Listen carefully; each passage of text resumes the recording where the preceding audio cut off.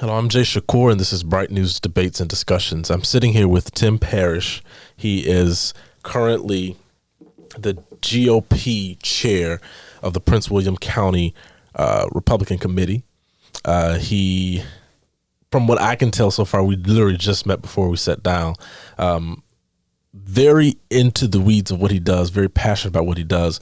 For those who don't know you, just give a bit of a background about who you are. Sure. So grew up in Central Florida, down in the Citrus Groves down there. Joined the Marine Corps right out of high school, served in the Marine Corps for a total of right at 10 years. And got out of the Marine Corps, got in the private sector. Before the private sector, kind of still worked in government locally, doing local law enforcement type stuff. And then got in the private sector. I started a security policy consulting firm. And then from there, I got involved in local politics. Worked for my first candidate actually happened to be a black candidate, DJ Jordan, down in Virginia's 31st District in 2019. And just fell in love with it. You know, I say politics is my sport, just like guys have the draft, the fantasy draft. That's what I do, but for candidates. And so, yeah. What I hate this terminology. It's more to you than just a black Republican. Sure. You're a veteran businessman. But in terms of being a black Republican, what makes you different? Oh, that's a good question. I don't think anything necessarily makes me different, but I think that I embrace a different set of understanding of the party. It's kind of broken down into three segments, right? As a black man, when I look at history, the historic set of values between the two parties, we harken back to Frederick Douglass. We go back to Abraham Lincoln, the Emancipation Proclamation. We look at, people tell you about the big switch, which is a falsehood, and you really can't describe it in 30 seconds that people try to do. But you look at the Republican Party, heck, even why we started the party was in part due to stop the expansion of slavery into the North. Into the South. Into the North. And so when you look at the history of the party and then you go through what I call my grandparents' era and you look at, the 50s, 60s, and 70s and where the Republican Party stood, and then you look present day at where the Republican Party, the values that we've championed, to me, they line up very well with me being a black man in this country in this day and age, And so I don't think I'm necessarily different. I just think that I have chosen to take a deep dive into the history and in the present day policies that we subscribe to as Republicans, and I've chosen to embrace those things and take that deep dive and look at how they impact me and my community. What has been the response in Virginia among voters watching, viewing, and interacting with your leadership? So it's been very interesting. It's been fun. I'll tell you that much. It's been fun. And quite frankly, I get to say things that your average white Republican just doesn't get to say. For example, last night I approached a group of folks from the other side, and I said, "Hey, is Mark Herring, who is the incumbent Attorney General, he's also running for re-election, is his blackface photo in y'all's van? Do any of you guys have it?" I get to talk to them about the racism that's been really it's been out in the open the entire time. A lot of folks aren't able to say or afraid to say or really tackle those subjects. I get to do it head on, and I think that's what the party's really embraced, is that they've been looking for that voice to be able to do that. And it's fun to me. It's my sport. And so that's really how the party has kind of embraced me, but also given me the ability to advise the party on cultural matters, how policy impacts our community, and things like that. Speaking of policy impacting community, what would you say are your top 3 or 4 policy issues that you really advocate for, fight for, look for in candidates? So I would say, first and foremost, constitutional adherence. We have to have candidates that understand and really make a commitment to adhere to the Constitution. That's probably my number one thing. And then I look at stuff, economically, creating an opportunity for all communities, but in particular, I want to advance my community. I want to ensure that my community is taken care of. So, and then education. And so I think, one of the top things when you talk about politics and its impact in the black community in the realm of education is surrounded around school choice and parents being able to make decisions for their children's education and their future. What, moving down to a local level, Sure. Virginia's GOP, and then we'll go back to national, like a big grand scheme. And Okay. is this Trump's party or Cheney's party? You know, the stuff that's really been hitting the news in the last few months or so. You talked about, and I watched a video that you put out when you were running for election about innovating fundraising. Yep. What have you done to that effect? Very good question. So when I came into party politics, in particular down in Prince William County, but really Northern Virginia, Virginia's kind of broken into these political regions. And in Northern Virginia, it was very segmented. There were, if you were in Prince William County, you were a Prince William person. If you were Fairfax, you were Fairfax. If you were Stafford, you were Stafford, almost exclusively. And one of the main things that I did is I said, hey, we've got to break apart this. Instead of being all segmented, we've got to really unite. And I'm a military guy, so I called it combined arms, right? The ability for us to strike on several different levels using several different weapon systems or resources, right, to actually have max impact. So one of the main things I did is I broke down the barriers of county border lines. And I said, hey, let's reach out to our friends in Fairfax and in Loudoun and other places. Oh, by the way, we've got a ton of non-party affiliated organizations, civic organizations, PACs, in particular the Suburban Virginia Republican Coalition, or SUVGOP, the Northern Virginia Republican Business Forum. We've got a ton of groups out there that we can be working with. They're not necessarily in the official line of the Republican Party of Virginia or your local committee, but boy, do they have resources and outreach. And so we partnered up with those guys. We partnered up with our friends within the region. And then we also just got really raw about fundraising. Hey, this is what we need this money for. A lot of times we, in the party, will fundraise on the end of the world. If you don't send $5, the world's going to end. Okay, that's effective to a point, but I also need to, just let people know, hey, early voting's coming up and I need sample ballots. Those sample ballots cost $5,000. I need that money for this. I think the more pragmatic approach. So we did those things. And then thirdly, we are a membership-driven organization, so our membership brings in money, and we really just went after people and said, join the club, join the party. And what I said, my mantra was, if you support our values at the ballot box and in the field, then welcome to the party. And so we got people involved in the party, and those memberships also brought in funds. And so we really have broken every record on fundraising that we've had, as far as I understand it, in the history of our unit. That's amazing. There's a debate about whether Virginia is blue or red, right, or could it ever be red, purple, whatever. What would you say to that? I would say there's not a singular answer. I'd say 6 months ago, if you asked me if Virginia was blue or purple, I'd have told you that it's blue. Mm-hmm. 3 months ago, if you asked me that, I would say it's purple. Now, if you ask me that, I would say that we actually had a candidate who ended his speech. He said, Virginia is Virginia. And at first, we were kind of like, well, yeah, Virginia is Virginia. That's where I'm at now. Virginia is Virginia. I don't think that we subscribe to a color, but we have a very educated, very involved population. We're very highly impacted by national politics, being this close to the nation's capital. Mm-hmm. And so people want policy leaders that are going to work for them. And so right now, I think that Virginia is trending red because the candidate, and I know we're going to talk about later, that is going to go to work for people, Glenn Youngkin, happens to be, the red guy, the Republican guy. And so I think that the Commonwealth is actually trending back in that direction. Why?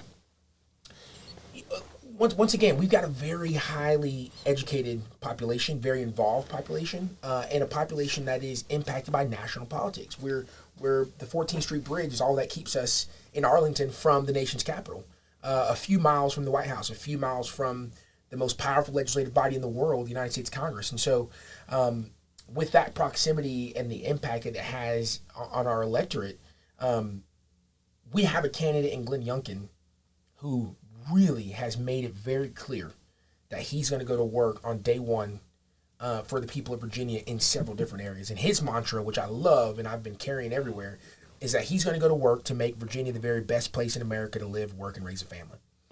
And that has resonated with people. Fox News just did a thing, and the campaign did a thing recently where they highlighted lifelong Democrats that were coming over to vote for Glenn Youngkin.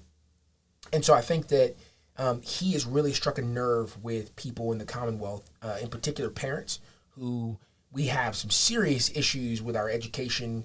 For example, a female student in Loudoun County that was sexually assaulted, and her assaulter was able to not only be prosecuted by the courts, but then was able to go back to another public school and assault another victim.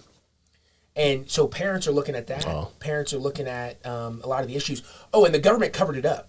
The government covered it up. There was a bill passed that allowed the government to cover it up, and they covered it up, and the parents never knew. And then you have the former Governor Terry McAuliffe say on a debate stage a few weeks ago that he doesn't think parents should have a say in their child's education. Yeah. So when you look at those issues, Glenn Youngkin is really striking a nerve. Public safety, the crime rates are through the roof, and so he's really striking a nerve with people around the Commonwealth, and it's causing people to really vote more than just red or blue. They're voting from a very pragmatic standpoint because they understand that he's the guy that's going to go work for them. Depending on who wins, and it's actually close. It is closer than people anticipated. You could hear the other side, say, "Oh, if Youngkin, he's just a fluke." Or whatever. You're saying the opposite. He's actually connecting with the heart of what Virginians want. Absolutely. Absolutely. I mean, he is connecting with Virginia's moms. He's connecting with Virginia's suburban families. He's connecting with Virginia's inner city families. He's connecting with Virginia's law enforcement and public safety officials.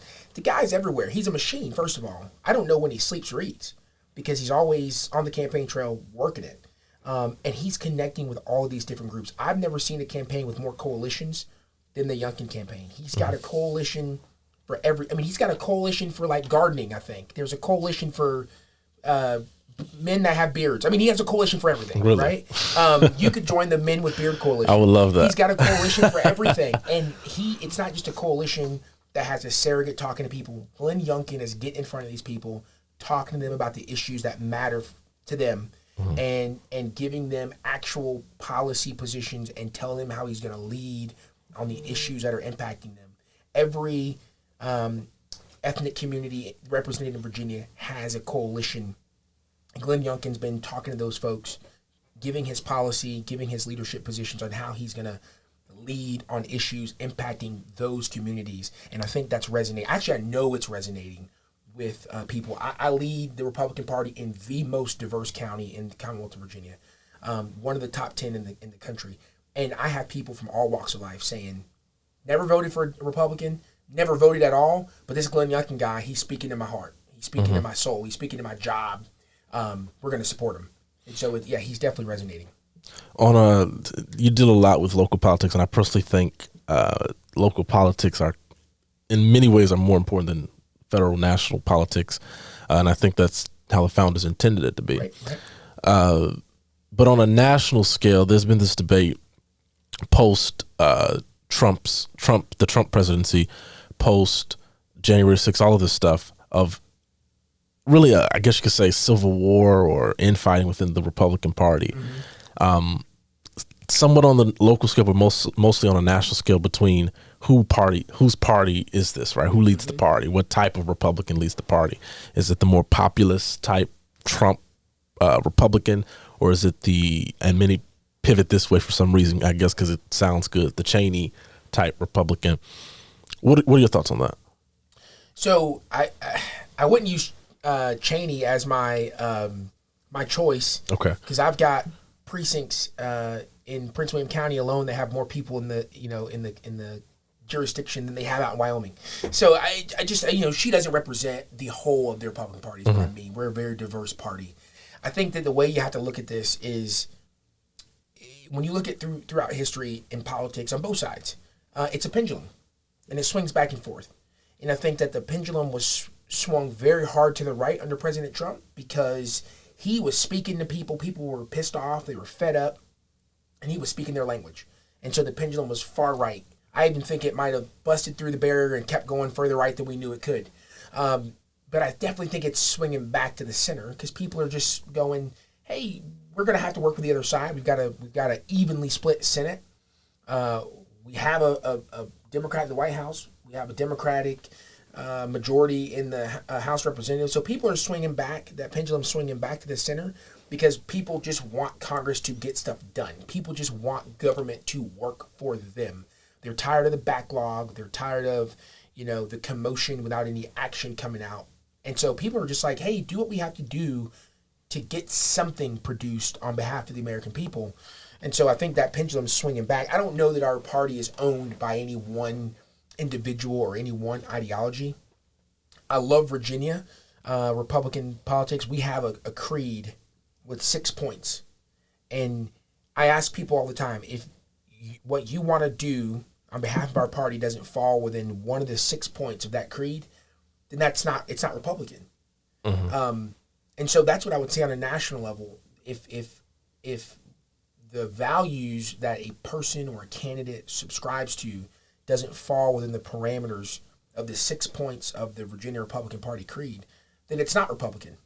I wouldn't say it's anybody's party, though. I would say that we're a very diverse party that hopefully will be loyal to support whatever or whoever our nominee is, but in various races. But I think that the pendulum's swinging back to the center, and we're just trying to figure out, how to make sure we continue to subscribe to our values, but also, and that's not to say, just to clear it up, that we should give away any ground on what we believe. It's not to say that we should give up on what we understand to be the best course of action for our nation. Mm-hmm. That's just to say that we've got to work together with folks to get stuff done on the Hill and in the local government as well. Yep. I've noticed that, and it appears to me that both parties to a certain extent have an issue of loyalty to their voters, right? Right. I think people elect you regardless of party, but they elect officials to represent them. And part of what I think Trump tapped into is the fact that regardless if you were a Democrat or a moderate Democrat or a Republican, for a very long time, what Trump would call the establishment mm-hmm. ignored certain types of people or ignored a certain constituency. Republicans have always been stereotyped as, white male country club going, you know, evangelicals. Yes. Yeah. And I think to an extent Trump blew that stereotype up. Absolutely. And kind of caused opposition and those within the party to rethink that and to rethink their aims and their goals.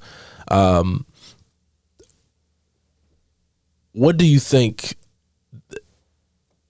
Let's say Glenn Youngkin wins, right? Mm-hmm. He wins the election. He's the governor. What is it that you think most of all voters care about? Like the one thing that they're saying, with Trump, I think for many it was the economy. Mm-hmm. Like I don't care what else. I don't care about the tweets, this, that. The economy was good, so I'm giving him my vote. Right. Or I trust him with the economy because I've seen what he's done the last 4 years. What is that? And it's never really one issue, but what is that one issue, for the lack of a better term, that Glenn Youngkin has that McAuliffe doesn't? Education. Okay. I would say education, hands down. And it's not only have we just seen the standard. So under the McAuliffe administration in his 4 years, and this is a very interesting point that I think most parents are picking up on, Glenn does an excellent job of really conveying this point. Under Ralph Northam, yes, but also under Terry McAuliffe, I think it was like 80 schools or 80% of schools could not pass the national testing standards for their accreditation. And so instead of doing the hard work to get those schools up to par with the national standards, Terry McAuliffe just lowered the standard. Just lowered the standard and said, "Oh, don't worry about it. You don't have to work hard. You don't have to study. You don't have to do the hard work of passing and working hard to pass these standards. We're just going to lower the standards." And so what happened is now all the data coming out is that 80% of black students in Virginia couldn't pass basic math and reading courses. Couldn't do it because we lowered the standard. Wow. And then, that's just from an educational standpoint. Then, we've been telling our kids what to think and how to think. Glenn Youngkin's saying, hey, I want to teach our kids, give them information, and teach them how to think, how to process information, and then take action on the information that they have. And then you run over to the safety. This is critical. When a parent takes their kid to school, drops them off to the school bus, takes them on, leaves them out of campus, they go to work or they go back home, there is an expectation that that school campus is safe and that the government, the school board, is going to provide for the absolute safety of that student for those hours that they're there, and that parent is going to pick that child up in the very same condition that they dropped them off. That hasn't been happening in Virginia. We've seen where they've gotten rid of our school resource officers in Alexandria, Virginia, and there has been incidences of people with guns on campus, active shooters. They've shut down the schools, put them on lockdown. Over in Arlington, they got rid of the school resource officers, and there's been absolute prison-style gang fights and things happening. Why are they getting rid of the officers? It's a part of the whole defund the police movement that Terry McAuliffe fully embraces. That the police are bad, and we've got to pull them out of the schools. Mm-hmm. But then you look at this issue out in Loudoun County, where this offender who's violated 2 students was allowed to do that in the first place, but then was allowed back onto a public school campus to do it a second time. And the worst part of it is that Terry McAuliffe didn't even believe that the parents should be informed that their child was victimized, which is huge, because how can you provide the mental and emotional support that your victimized child needs after an incident like that if you don't even know? And so education is huge in Virginia right now, and it's impacting people. I don't have kids. I don't have any kids in the public school system, but I know it's my number one issue because I understand how important education is long term for those, for students and those who are going to enter a very competitive workforce here in Virginia. How locally, I think we saw pretty much it play out nationally with the past election. I believe, and if my number's correct, about 20% of black males particularly went for Donald Trump. Mm-hmm. Locally, is that being reflected now in the polling? Absolutely. And I'll tell you a story even more so than polling. We went to a majority black church in my county this past Sunday, and Glenn came and worshiped with that church. And when the service was over, he was tight for time. He had another event, and when the service was over, I was thinking that he was going to zoom out, and he stayed right there. And he talked to everybody. The line stretched all the way back into the sanctuary, people wanting to talk to Glenn and take pictures with him. And when we were leaving, the pastor said, "Hey, I want to pray for you." Brought him in the office, and the pastor's wife said, I'm voting for you," after she prayed for him. And the pastor said, "Well, I'm a pastor. I'm a member of the clergy. I can't say that I'm going to support you, but God bless you." Mm-hmm. And everywhere that Glenn's gone in my county, which is very diverse, black, Hispanic, Asian, immigrant, everybody, the events have been busting at the seams. We had a Hispanic festival in the city of Manassas.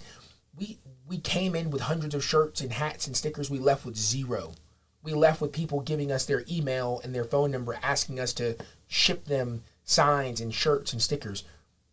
So to answer your question, absolutely, that 20% I think that Trump got is going to double in this election just based on what I'm seeing in the most diverse county with how diverse communities are interacting with Glenn Youngkin. Speaking of churches, this past weekend, I believe, Kamala Harris cut an ad for McAuliffe, and it was reported, not sure if this actually happened, but it was reported that it aired in over 300 churches in Virginia. Is that a sign of the opposition, being scared or fearful that there's some traction here, so we need to go to these churches? I think it is. I think they're having an issue with getting out the vote. Mm-hmm. People are not excited about Terry McAuliffe. And the whole point of this thing, by the way, which breaks federal law, breaks the Johnson Amendment, right? That that she's doing this because she's specifically endorsing a single partisan candidate. But besides breaking the federal law, right? I take a few different issues with this, and I'll address your point, but I want to address one other thing. I grew up in church my whole life. Me too. And they're running this thing called Souls to the Polls. I'm like, what? Souls to the polls? What is this? I don't understand what this means, But anyway, I don't want to go down the religious trail, but that's a whole nother sacrilegious issue that I take with the thing they're running, and shame on all the pastors that are involved in that. I'll just say that publicly. But the other aspect of that is, yes, I think that the Democrat Party in Virginia is absolutely fearful, and they're trying to get their vote, their get out the vote operation going, and they're targeting these black churches in particular. With that, there's a few different issues, right? One is the Democrat Party in Virginia doing any black engagement, to me, the churches or anywhere else, is grossly hypocritical, just from the start. Why?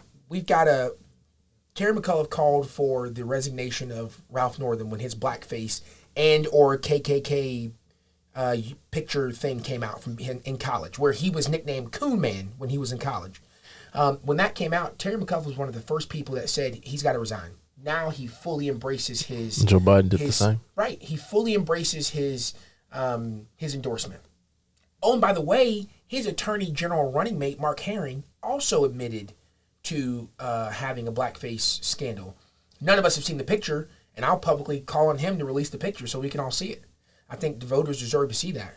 But when you have Kamala Harris, who's really been pitched as the first black female vice president coming, and she's working with these two, or she's working with Terry McAuliffe, I think is grossly hypocritical, A. B, to that point, they're having a hard time with turnout because Terry McAuliffe not only beat out two very well-qualified black women who would have been the first black female governors in the history of the country. In all 50 states, we never had a black woman governor. He beat them out even after he already had his chance in the Democrat primary. There's also a black third-party candidate, female, on the ballot. Terry McAuliffe refuses to recognize her. He was the number one person that, protested her being involved in the last debate, and she interrupted the debate at the very beginning and said, "Why aren't you letting me up, Terry McAuliffe?"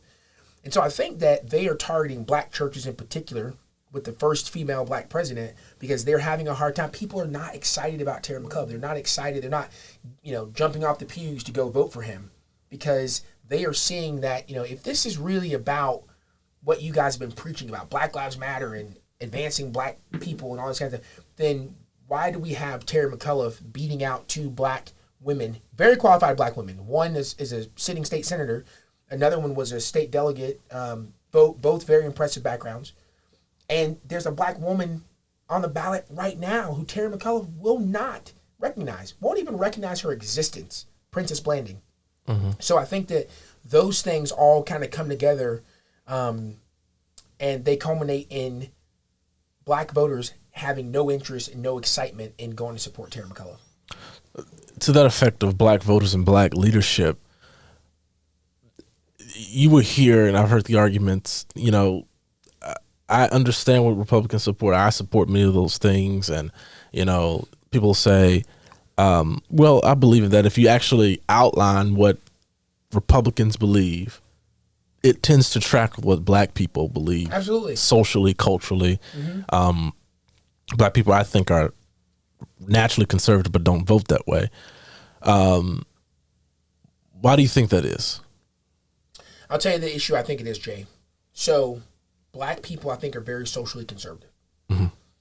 But when you look at, this is not all black families, but when you look at, let's just say, for example, a black single mother, and you say to her, she's depending on some of the support programs that the government provides.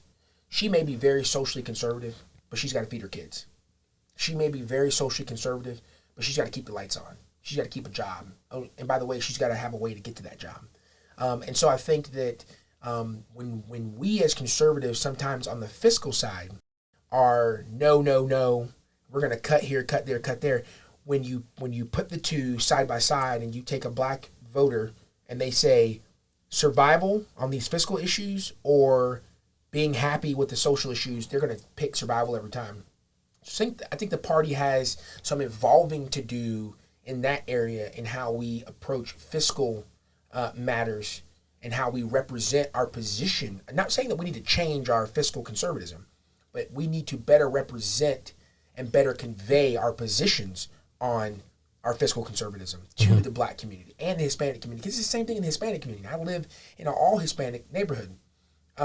And they're very conservative people, staunch Catholics, very conservative. But they can never really come over because they're looking at the fiscal issues, and that the fiscal issues translate to how they're going to feed their family and go to work and maintain a job and allow the next generation to be better than, the current generation. And so when they look at those things in fiscal matters, we as Republicans don't do a very good job of conveying our fiscal conservatism. I always tell people in a very simple way, when you talk about fiscal matters in politics, the Democrats want to just turn the water faucet on and leave it running all night. And they'll figure out what to do with the water later, but we're just going to let it run and let the water bill go up.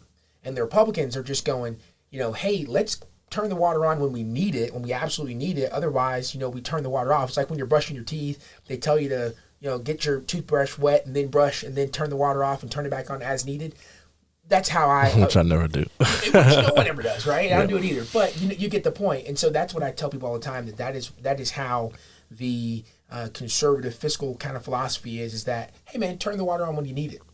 Don't just keep it running, But the Democrats like turn it on in the morning and leave it on all night. And we'll just figure out what we're going to do with it, and we'll figure out how we're going to pay the water bill later.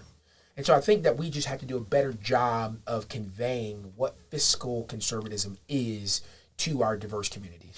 What is the pitch? I agree fiscal conservatism is important. And I think, more on a national scale, conservatives, Republicans, depending on who's in power, they ditch that idea to a certain extent in terms of spending. But there are people in communities, particularly the black community, Hispanic communities, that sadly they can't survive without the programs. Right. How, and you probably can't speak nationally, but locally in Virginia, how do you balance those who actually need it? They have these values, and that's really what's keeping them from coming over to voting or supporting Republicans or conservatives, but they need the programs. Yeah. With the fiscal conservatism, how do you do that in terms of actual policy?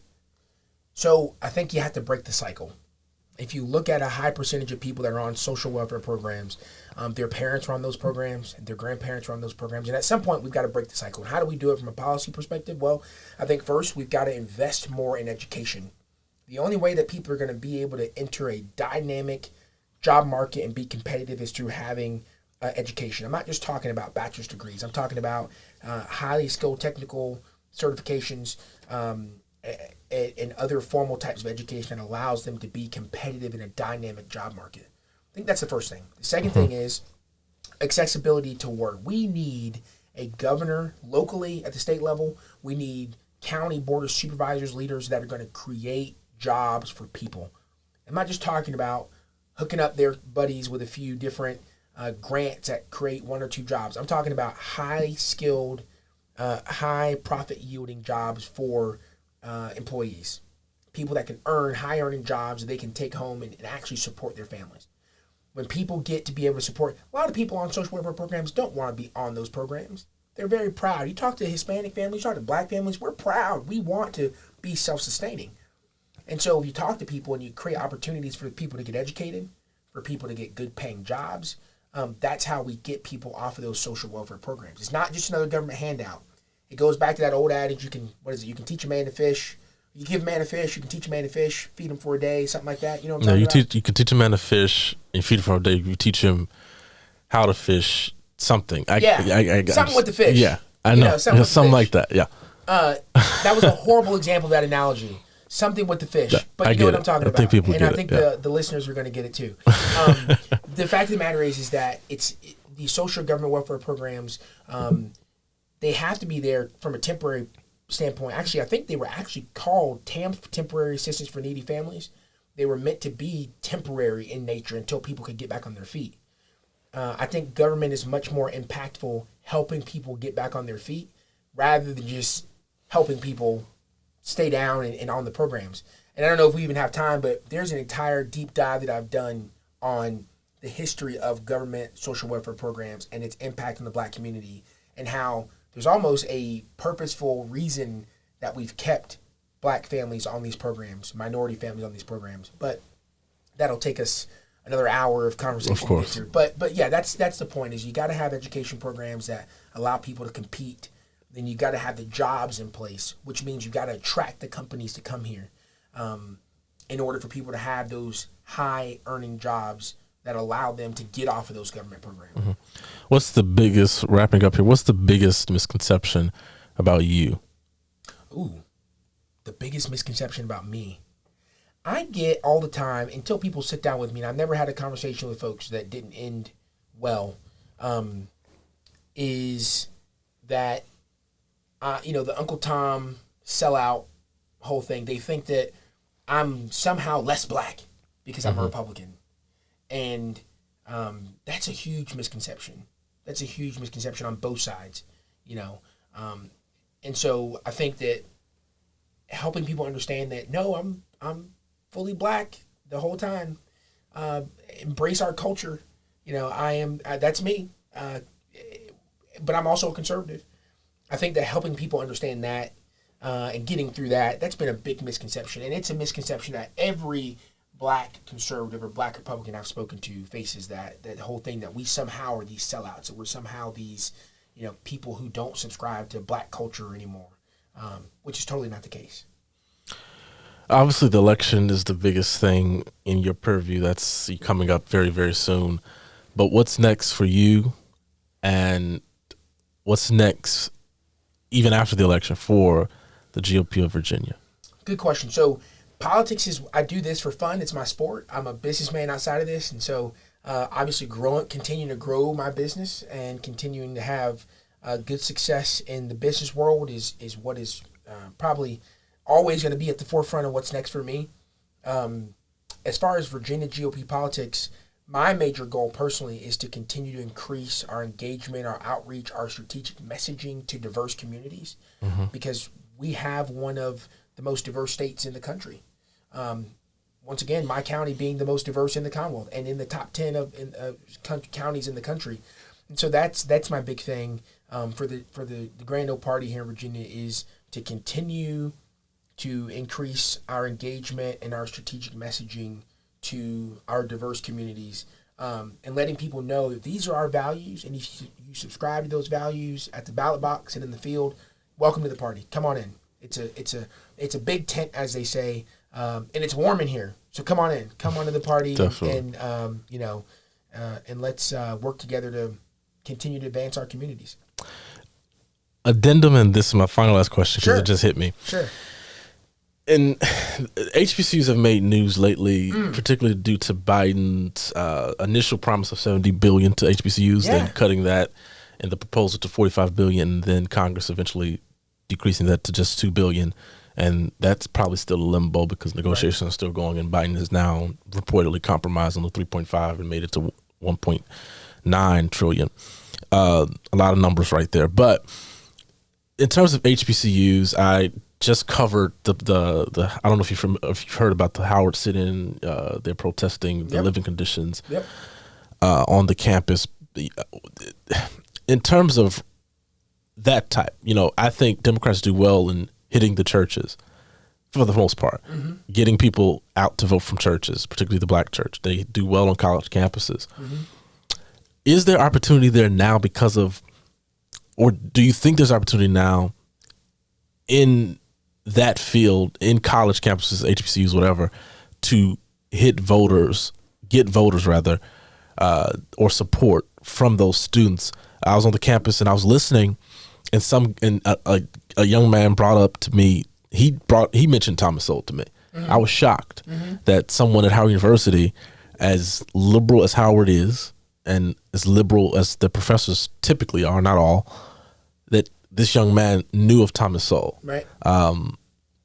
So I guess I'm asking, is there hope for young college students? They say what happens on the college campus today will be, in the halls of Congress tomorrow. Right. Is there hope there? There is, and I'm glad you asked me this question. This is a great question. So first and foremost, just let's put it out there. The Biden administration and Kamala Harris, who is an HBCU graduate, lied. Bold-faced lie. They told us that they were going to do all this stuff for the HBCUs. It was all a lie. There's no ambiguity. There's nothing else about it. It was a lie. We got shammed. Black people got shammed once again by the Democrat Party. The numbers never worked, Jay. The numbers never worked. When he was running, they didn't work. And Kamala Harris, my God, what a walking ball of hypocrisy that just absolutely lied to the American people, to black people, to HBCU students and graduates. A. B, we've got to go back and say this, that it was a Republican administration that gave, we called it permanent, but it was 10 years of funding to the nation's HBCUs at the urging, I believe, of Senator Scott. So those college presidents used to have to come to the administration every year. The previous administration said that's nuts and gave 10 years, a decade's worth of funding to our HBCUs. So there's already been a commitment from the Republican Party and Republican leadership to support our HBCUs. We have it in Virginia, Glenn Youngkin, Winsome Sears, who is the first black Republican woman to serve in the House of Delegates in Virginia. She's also the first black woman to ever be on a statewide ballot in Virginia. They've already committed their support to our HBCU communities. There are several HBCUs in Virginia. They've already committed their support. Now it's up to us, the activists and the folks that are on the ground, to tell that story on those college campuses. That's the major issue. We suck at messaging. And I don't know if I'm allowed to say suck on air, but we are horrible at messaging. Mm-hmm. So we do not do a good job of effectively taking folks like Thomas Sowell and their values. And the things I just talked about, that Biden lied, Kamala Harris turned her back on her own HBCU community, and that the Republicans have already done this. We've already given the funding and the support to HBCUs. We don't do a good job of taking that message into these campuses, onto these campuses, and we've got to do better. We've got to do better, and yes, that is how we start to turn the tide of what's happening on our HBCU campuses. I hear you. I think that's key messaging. Yep. How you tell the story matters very much so. Thank you so much for your time. Thank you for talking with me, taking the time out of your busy day, busy schedule ahead of an election to talk to me. I really appreciate it. If you would like more Bright News updates, go to brightnews.com. That's brightnews.com.